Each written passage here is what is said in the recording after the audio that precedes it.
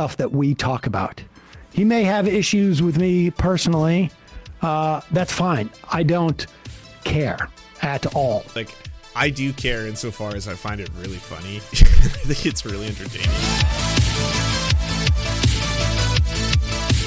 Majority Report jumped in, and Lance from the Serfs, and all the other little dirtbags jumped in, and they were like, "No, Cenk and Anna are turning right. The 13 douchebags are right. We need to protect every trans person should get free surgery. We got. Even in China, even though we have nothing to do with China, we hate them. They're Nazis. You got to. I honestly, this still is so funny to me because I'm just sitting here. I was like, what? What clips have you been fed? Like, A, never called the guy a Nazi, not once. I haven't done it. 2, I don't think I've ever brought up TYT or Anna and Cenk's clear pivot to the right in relation to China and trans people and giving free operations to trans people because China, but like I have no idea where any of this is coming from. I think he's blending like 10 different things in his mind together simultaneously before he starts calling out Sam. Okay. I mean, I'm 100% right. Every dirtbag show did it. You gotta. I'm losing my fucking mind. Every dirtbag show did it. Tell me I'm wrong.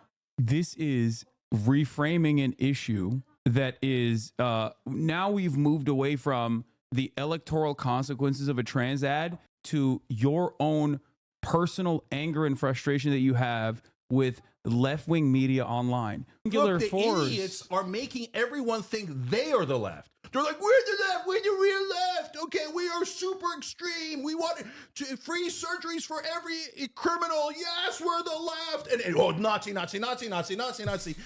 Then majority. Yeah, again, it is Highlander rules. There can be only one. Fate other people's communities and audiences and then gain his own in the process. Again, Highlander rules, right? By every single person that leaves TYT, the Majority Report becomes ever more powerful, viewer by viewer. When really, I think the idea should be that there are a lot of people on the left. There's lots of leftist content producers, and some of them appeal to different people for different reasons. You might watch me because you like the silly voices that I do, or you think that I'm maybe a little bit of a happier spin on the news or something like that, and that's why you watch my show or you watch my videos. And then because of that, I get to appeal to a certain amount of people who then in turn may want to watch the Majority Report, or vice versa. If you have someone like Hassan, where people want to hear him yell at his own audience, or right-wingers, or police, or whatever it is, that is going to appeal to obviously a lot of people. They love Hassan and they love his content, and then that's also going to open up the door for more people, because other people who might not originally have been leftists are suddenly wanting to watch leftist content or see what it's all about and stuff like that. It's all collectively, when it comes to left-wing media, we're all entertainers. All of us, we're all entertainment. We're a form of entertainment, and ideally we can appeal to a broad amount of people. The more people, the better, because the more people who are suddenly going to be entertained by that form of media, rather than watch a Steven Crowder, rather than watch a Tim Pool, rather than watch a Matt Walsh or Ben Shapiro, or rather than watch any of the Manosphere, rather than watch Fresh and Fit, rather than watch fucking Jordan Peterson, rather than watch any of that kind of stuff, they want to watch something else that maybe can inform them in addition to entertaining them, and I think that's important. Come on, go to hell. Sam, I'm sure you're going to get a lot of IMs today about Cenk. I think if you haven't seen what he had to say about you, you should watch it, but I don't think it needs to be public. TYT seems to be trying to go in a different direction, and criticism should be about their coverage and policy, not about personal disputes. I yesterday did see some clips from, I guess, something that happened like on Thanksgiving or whatnot. I got to be honest, I don't really care. The last, any type of communication I had with Cenk was, I think, like in July, and it was in response to like the, I don't know, 4th or 5th thing that I had seen that I found sort of offensive and wrong. And to be honest with you, I can't remember off the top of my head. I think it was about trans stuff, but it could also have been about, they're chasing that fake Venezuelan story. I don't remember when it was. Maybe that was in the fall, so maybe it was not that. It was probably the trans stuff. And I made it clear to Cenk that he was invited to come on the show And, you know, we can have a debate, we can discuss whatever. I mean, you know, and he made it clear to me that he was not interested in that. He was mad. He was very, very mad about all of it. And I will just say, like, I didn't hear any issue that he had with the stuff that we talk about. He may have issues with me personally. That's fine. I don't care at all. You know, I told him 8 years ago, it was in October, I remember, because I think he was at that conference. That's really funny, though, because, like, I do care insofar as I find it really funny. I think it's really entertaining. And seeing, like, Cenk melt down in a way in which, like, I can't even completely comprehend where the call-out's coming from when he's like, oh, and then, you know, Lance from the Serfs, and he's saying that, oh, we have to, like, fucking give all trans people surgeries, and they do it in China, and that we love China even though they're authoritarian, but we hate them, and we're all Nazis. I was like, I don't even get the call out right now.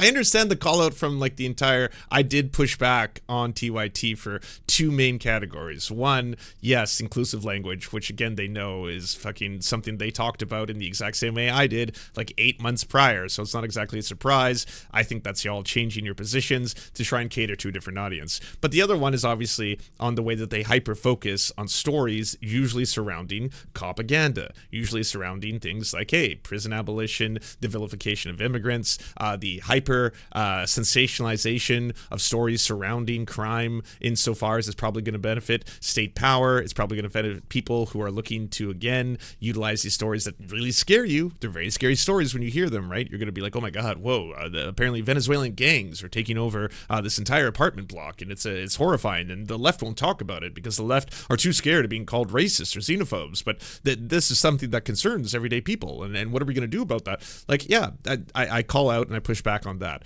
But I've said the exact same thing as Sam, where I'm like, I added Cenk on Twitter being like, if you ever want to talk about any of these, I am always willing to do so. If you don't want to platform me because you're worried that you've already created me and created the monster you see before you by having me on your show in the first place, that's fine. You can come on mine. You know, it's a bit of a smaller audience, but still, I will gladly talk about any of these issues, whether it's prison reform, whether it's abolition, whether it's trans rights, whatever the case may be. I have no problem defending my beliefs. I've done it with a ton of different people throughout the years.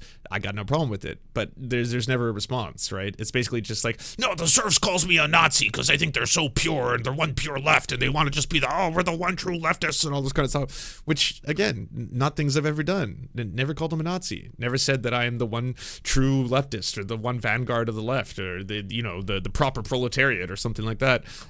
Don't give two fucks about any of that. But again, if you want to talk about the issues, get to the bottom of them, find where we disagree, find where that 10% of disagreement lies that he always says, the coveted 10%, then obviously any time. And he said, how can I, this is going to be a disaster. And by that point, he was also talking that Hillary Clinton had Parkinson's and that Seth Rich was assassinated by the Clintons. And, my attitude was like, you could criticize Hillary Clinton, and you should, but when you promote right-wing memes like that, you are doing a disservice. It doesn't matter the other stuff you're talking about. You're basically promoting right-wing memes. Even and if you're narratives, even and if within your coverage, right, for Jimmy, even if you bake in some plausible deniability. I mean, I've always maintained that what you cover is just as important. Well, that's what editorial. That's the right. editorial decision. Editorial discretion, right? So, like, in any issues we've had with that Venezuela story, which now has been thoroughly debunked. Any apology about that? None. It doesn't seem to be the case. But like that even if you're saying, okay, there's nuance in this story, it's about what you choose to cover and what you choose to give credibility to, or assign some sort of when you do one story like that. Yes. I mean, yes. Now, TYT was built on a certain amount of sensationalism. That's fine. I think it's helpful. We do sort of like we have the fun half. And so, that's that. I understand that. But when you promote a right-wing narrative and you focus on a story And I've told this story about Rush Limbaugh, focusing on like, I remember this vividly. He was talking about like all the enviros are worried about so-called global warming. And he found this story about like, they put this reflective stuff on a glacier in the Swiss Alps because they wanted, and then as he's reading it, he hadn't read it carefully, but he looked for that one tiny story that he thought would promote a narrative, a false narrative. And it actually happened that it was the ski resort that did it because they were trying to deal with all the melting of their glaciers. But the point being that like, and so I took issue with that with him, and I am perfectly willing to go on his show and talk about, debate any of this. I have no problem with that at all. He doesn't want to come on this one? Fine. I'm willing to go on his. But I don't care about the rest of the stuff that he says. He can introduce me as whatever he wants to introduce me as. What about the T? Are you not going to answer the accusations? Come on. But if he's willing to have By the way, this is the most mature possible response. My sillies aside, like that. Yes, absolutely. When it comes down to it, it's like, sure, I could sit here all day and listen to yet another clip compilation of Cenk saying that I've called him a Nazi and that I said that unless he's willing to support, sex change operations taking place in China and give props to China, that he in fact is a Nazi, and I will call him a Nazi every single time he refuses to acknowledge that, in prisons that they need to have, like, I have no idea what the fuck he's talking about. I don't know where any of that is coming from. And, you could actually accuse me of the things that I have called them out for, or I have pushed back on, instead of the random nonsense. But the most responsible thing you could possibly say is that, like, okay, fine, but taking the drama and putting it aside and all the weird accusations and call-outs, if you actually want to discuss the issues at hand, whether it be immigration, prison reform, prison abolition, trans rights, any of the things that you seem to take a lot of like issue with when it comes to any remote pushback, in any way, shape, or form. Engagement on questions of like crime, on questions as to whether like there's something fundamentally different about MAGA or the Republican Party today than there was 8 years ago when I know he was vehemently against it. Whatever. I'm willing to discuss that. I'm willing to. 8 years ago? It was only a couple months ago that he ran a presidential campaign based around the premise that Donald Trump is a fascist. That's a verbatim quote, by the way, and that everything had to be done to stop him. So he was an in case of emergency candidate, a break glass in case of emergency candidate that was going to try and force Joe Biden out of the race, and that's why he was doing it. And now he needs your support and fundraising more than ever. That was the thing that he canvassed for, that he fundraised for, that he had a website for, that I think is still up, Cenk for President or whatever. And that was the premise of it. That wasn't years ago. This entire kind of like switch into like, oh, maybe Donald Trump's not really a fascist, or when I said fascist, I didn't mean it in the, Mussolini and Hitler sense. I more meant it in the he's kind of authoritarian sense, or maybe he's, a populist. He was always a populist, and now that he's a populist and I've identified him as a populist, I can safely say that I, want to work with the populist as long as he turns out to be a real one. If he's a faux populist, the people will turn on him. They won't accept him not being a real. I was like, but he's already been president, so we already know what level of insanity people are willing to accept from Donald Trump. Like, he can lie to his own base and tell them that he actually won the election. He can lie to his own base and tell them that he, in fact, is the rightful president of the United States, and that the election's been stolen, and that everyone should be doing everything in their power to try and save democracy by doing a coup. He can say those kind of things. He can lie to governors and ask them for more votes. He can actually be a convicted fucking criminal. He can be a serial rapist, but still lie about it and say that he's never done anything wrong, and that the very people who have accused him of rape, unfortunately, he would not find him attractive. He can just lie and lie and lie. He can basically promote ideas of like QAnon, or promote white supremacy, or promote the Proud Boys, or promote any of these like white supremacist organizations, while at the same time his base continues to believe him. So it's in no way, shape, or form like demonstrable that if he suddenly wavers on his like populist ideas, he's already been president. This is going to be the second run through. We know what he can say, get away with, and then people fucking believe it. Yeah, like Lost is saying, he's white. to discuss trans issues. I'm willing to discuss crime issues in the way that they Everyone check out Lost Desire UX channel. played in this. I'm willing to discuss, whether he thinks that we are extremists. I would also say the dirtbag left was this different cohort than us. I mean, I think that was more like the Chapo and Come Town and this and that. But I don't care about that either. None of that's important. I'm happy to go on that show at any time and debate these issues. But after that, I don't care about any of this. Honestly, it's a waste of my time. And Yeah. so... Live from the Polymarket studio in LA. I understand. What is that tab? They were sponsored by, Well, by Polymarket. you're a grifter, apparently. That's the thing is look, I've worked at both I'll put it places. this way. I'm willing to put a bet on a overseas betting market. Yes. I'm willing to put a bet that he won't invite me on to discuss this. I mean, Well, look, can I just make a quick point? Yeah. The whole Venezuela story, which people should watch, Jose is it Jose not a J on YouTube or Jose Yes. on YouTube's takedown of that? absolutely Very good, agree. long, in-depth thing Watched they it should yesterday. apologize It for. was But fantastic. they didn't cover it because they cared about the state of what was going on in Colorado. They did it because they wanted to throw shade at all the left media who doesn't take these crime stories at face value like they want to.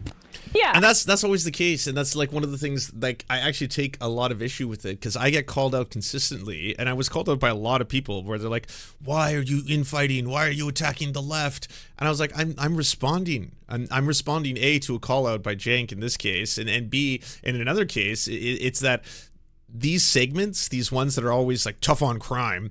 They always have an angle at the end of them where they're like, and to the left who think that it's okay to not talk about this kind of story because you're scared of being perceived as a racist by the woke scold, or you're scared as being seen as xenophobic because you're not, willing to speak out against the Venezuelan gangs that are actually attacking. I'll have you know, the victims in this story happen to be migrants themselves. The victim in this story happen to be immigrants, and yet you won't stand up for them. Or when it came to the shoplifting stories, which were also debunked, by the way, the fact that it's like shoplifting at Target is out of control. Shoplifting at they're now closing down multiple stores. Multiple Targets are closing down in the United States, and they're closing down because of shoplifting. It's completely out of control, and shame on you lefties who won't speak about this, because you know who's suffering?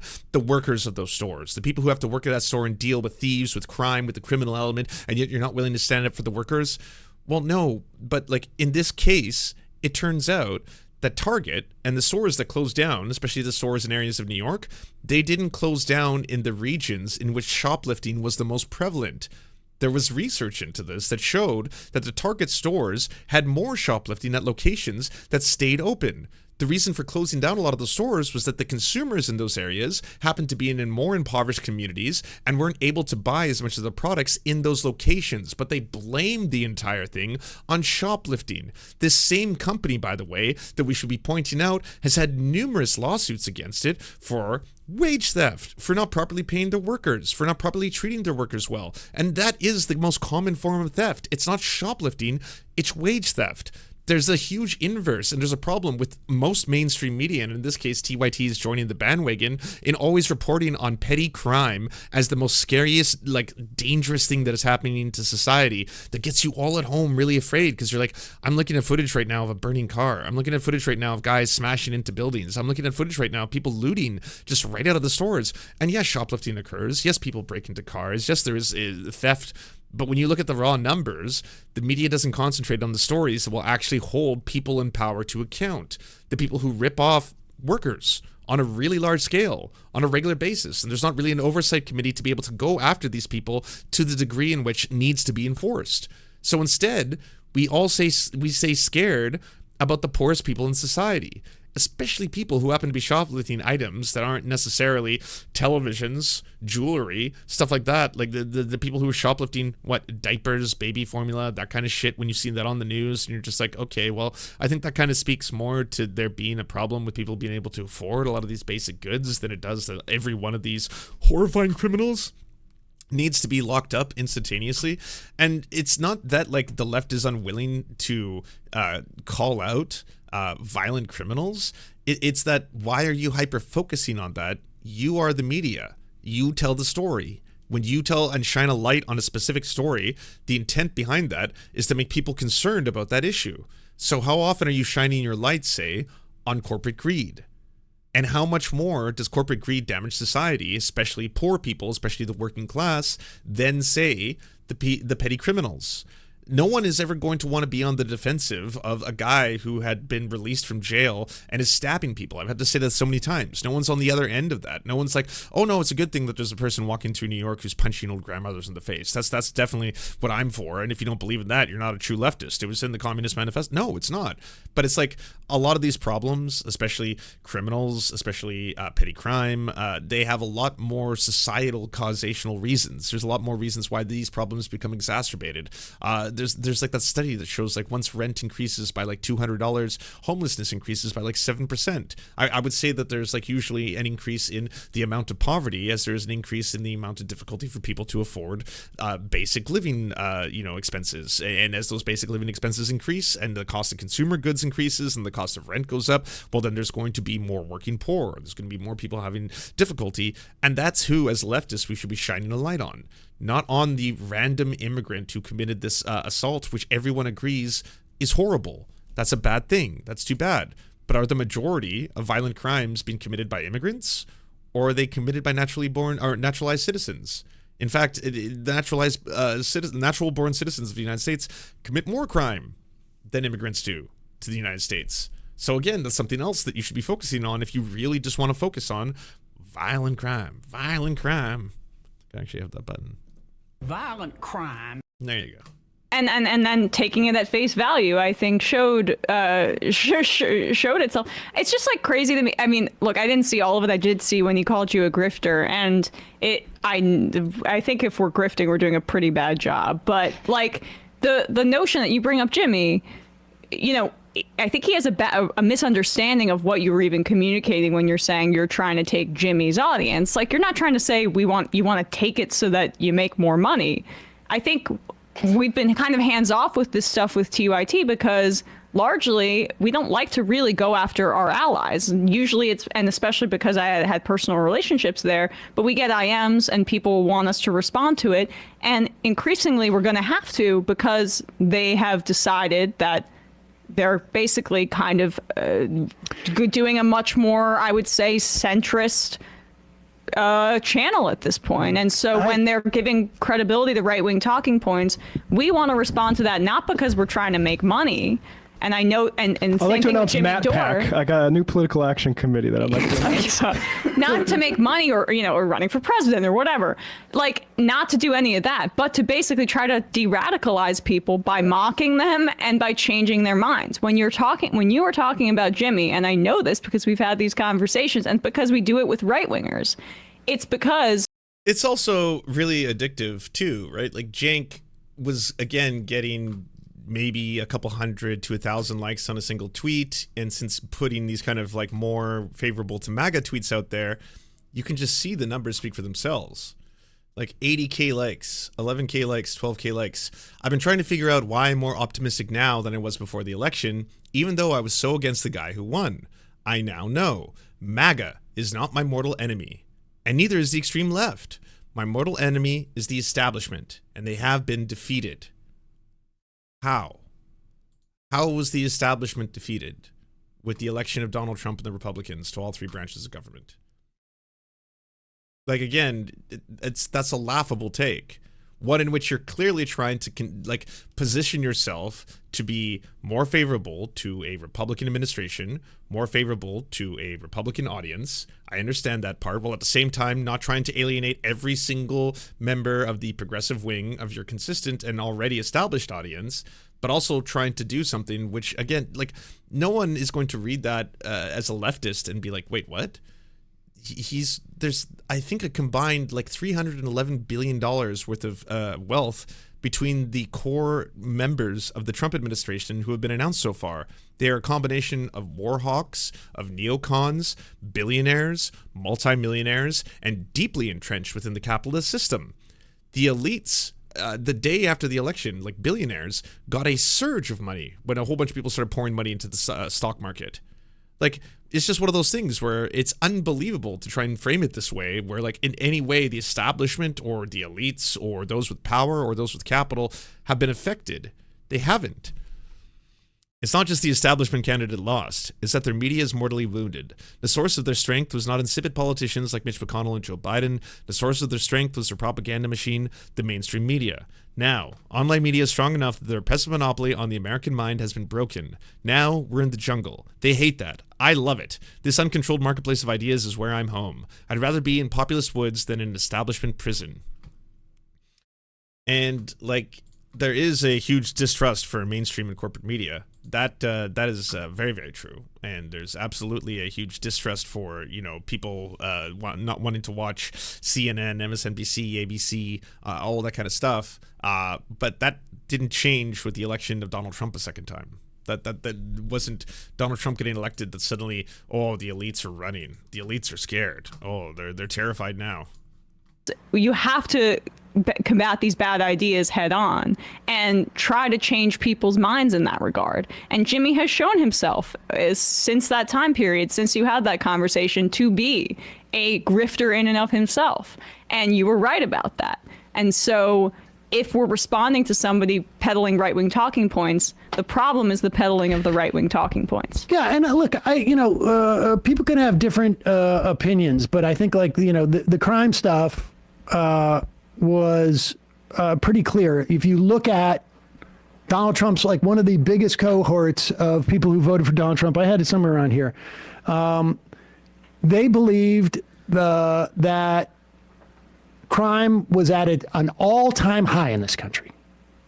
And it's not even remotely close to that. Yeah. Not even remotely close. It's, if anything, like in the past 40 years, it's probably still pretty close to an all-time low. Thank you for the pride. But how did they get this idea in their head? Now, was it TYT? No, of course. It was Fox. It was a huge right-wing machine. But where are you putting, if it's like, you know, if it's, and, you know, he rightly, he says, like, he's the biggest, you know, progressive thing out there. If the biggest progressive online outlet puts that, if it's a feather or a 5-pound weight or a 100-pound weight on the scales of that, it is it's a negative. It's bad. If you're out there saying that, like, point, you know, that the in terms of, you know, women's sports, or the amount of, like, you know, subjugation you feel because somebody somewhere supposedly called you a birthing person, like, how real is that, and how much of it is a narrative that has been created, and are you playing into it, and are you promoting it? Now, if you get to the point where you say, like, I'm optimistic and enthusiastic, why am I feeling so good after Donald Trump wins the election? Well, you're suggesting to people that these people are being earnest. And, you know, like I say, you know, we were talking about this with Rick Perlstein. You know, when Kennedy's out there saying, we're going to get rid of these, unhealthy things in the food. It's too processed, or there's too much corn. Our ag policy is bad for big agriculture. I mean, because of big ag. I think it is a reasonable argument to have. Like, how do we leverage this? Are these policies? And you've seen other people do that, right? Like, a lot of people got really mad at Bernie Sanders for being like, Elon Musk is right in relation to him wanting to audit the Pentagon. And, like, it's sad because on one end, I understand why people are like, you know what, this is just the incoming administration. These are the incoming people in power. So maybe if there's any way, shape, or form I can try to achieve a common goal, right? We could basically see if we could do something simultaneously. If he's actually going to try and rein in the U.S. Defense budget, that would be actually a good thing. Even if you hate Elon Musk, as I do, I would objectively be like, it's actually a good thing that Elon Musk is now, through the Department of Government Efficiency, going to be proposing that the Pentagon spend way less on their military budget. I don't in any way, shape, or form believe that to be true, though, which is why I think that, like, even early acquiescence or early support for a lot of these ghouls and far-right figures, it's not going to net alliances or anything that you're looking for.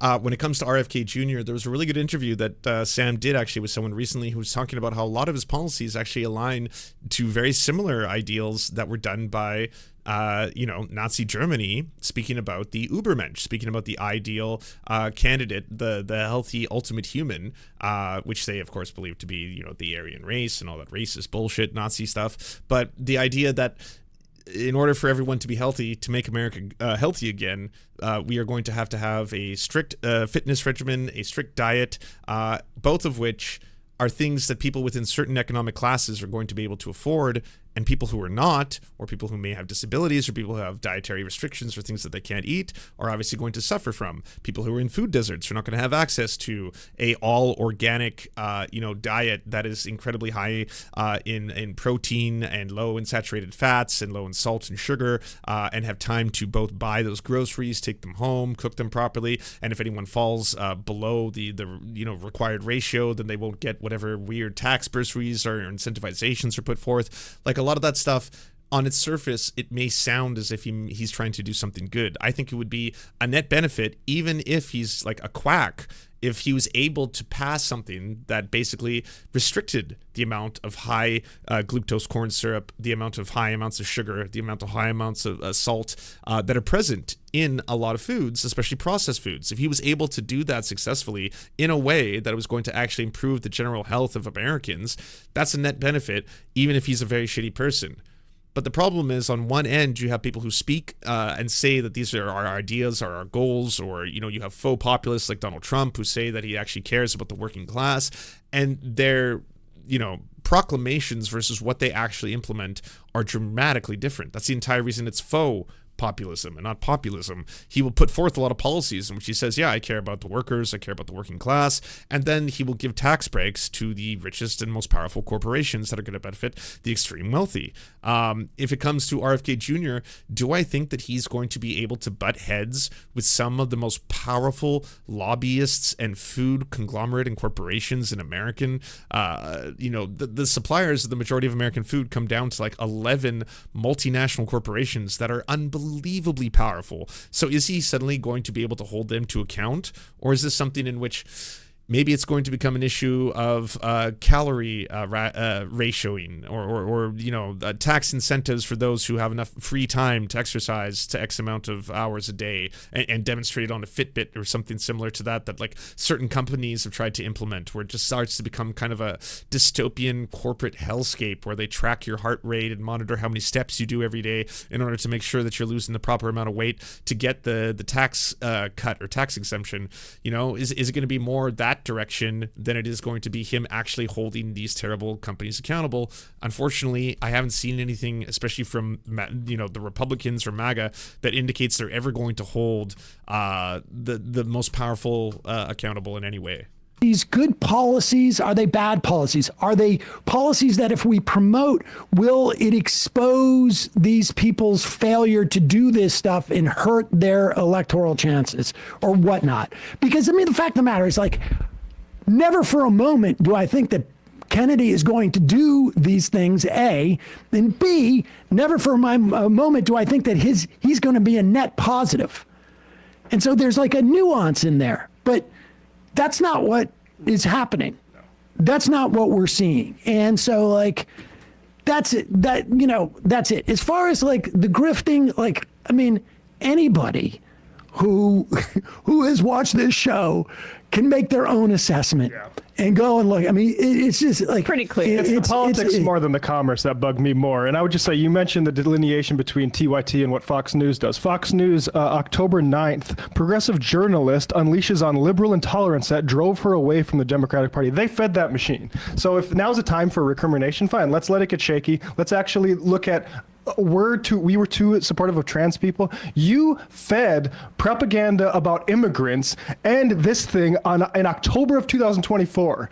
So yeah, maybe there is some grading that needs to be done here. And I'll be honest, I sleep pretty well. I don't know about how if I was on Fox News talking about how intolerant the left was a month before the election, how good I'd sleep. But maybe it'll work for them. And the left is not online people that are pissing you off. The left, and what I think we're trying to do is give a voice to activists to unions to people who are doing work to folks like Astra Taylor. I mean, all of these people who have dedicated their lives to trying to make people's lives better, they know intimately what the challenges are. And so like we're going to question those things, but we're going to be a vessel for that as well. So like it's so media focused, you know, no media company, no show is the left. And I think it's ridiculous to claim that that's the case. And like, you know, to say we're fucking entertainers. Yeah, some are better than others. Some actually care. Some clearly want a platform and help people who don't have voices and, you know, movements, causes, recommendations, stuff like that. But we're entertainers. Fundraise from their audience, and a lot of the core proposition was to combat Trump, you know, who then ended up getting elected. And I remember the journalists that were being hired as I was reporting on the inauguration down in DC, and this was like, okay, as a part of this company, we're going to be resistance and we're going to fight Donald Trump. And then to turn around and basically roll over on your belly or roll over on your back and show your belly to Elon Musk and be like, hey, we could work together on this, even if it is to say, you know, what you're saying, Sam, to call out his hypocrisy. I do think it's a betrayal of the core brand proposition, and frankly, for the millions that were fundraised from an audience that cared about this kind of thing. But I mean, look, you know, as far as that part of it, I don't have much interest in getting into that. But again, I will just say, I will for the last time, and you know, we will address, you know, when a show, any show for that matter, it comes to our attention, if they are promoting some type of like fundamental mistruth. And we think it's helpful to use that show as an example of what the actual reality is. We will not hesitate to use those clips or talk about it. But I don't. By the way, it's not just drama farming. I hope people understand that. Like, there's one thing that I learned over the years is that I can make a video on an issue, say like land back, and I can talk about it, and I can really be like, hey, here's the things I want to advocate for. I'm going to bring on a land back activist. Here's Brandy Morin for an interview, and that gets like, you know, a couple thousand views on YouTube. The algorithm doesn't give two fucks about it. If I criticize Charlie Kirk and Matt Walsh go real racist towards indigenous people, and then, you know, put in that video the same kind of talking points and the same, by the way, if you want more information on this, you can check out land back organizations. The following lists are inside the description of the video. Go check it out. It's going to get tens of thousands of views. Tens of thousands more people are going to watch that video specifically because they want to see, oh, Lance is now going to rip into fucking Charlie Kirk and his enormous cranium, and then he's going to rip into Matt Walsh and all of his fucking weird ass shit, and then they're going to click on the link. They're going to get the same information, though. They're going to get the same, hopefully, education at the end of it. But it's not only because I'm just like, well, you know, I love the slop, and I'm just I do love the slop. We do feast upon the slop. But I'm saying that there can be a purpose to it, and that's why I think that there is like some people who are far more consistent in those spaces who do kind of like try and advocate and do work outside of it. Like, if you are just basically a 24/7 drama channel, that's all you do, that's all you care about. None of your coverage is usually related to any kind of world events, geopolitics, anything like that. It's basically like, hey, today we're going to turn it on and I'm going to start a fight with creator Y. And then when they don't respond to me, or if they do respond to me, then we're going to debate. And then after we debate, I'm going to start a fucking another fight with creator B.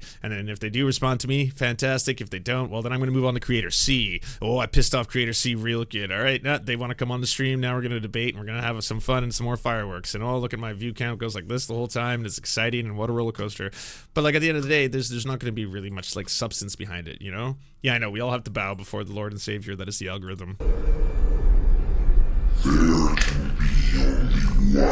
Thank you so much for watching, everyone. This independent series is made entirely possible thanks to our patrons. It was produced by Anna Loves Riley, Arian McCarthy, Bobby Lasers, Cheryl Alvarez, Comrade Junkie, Doug Caddy, Everything Important, Hagbard Celine, Jimmy Sombrero, Multimondi, Omni, Political Papi, Preston Kroll, Quiet 185, Richard Bohem, Riley and Anna, Roller Dragon, Cernicus, Stellar Gwyn, Sebastian Demmel, and Words Greenwood. Not to mention all the other patrons we now see on screen. We couldn't have done this show without you. If you can help support the show, please check out patreon.com/the Serfs to unlock bonus secret episodes as well as get the content before anyone else.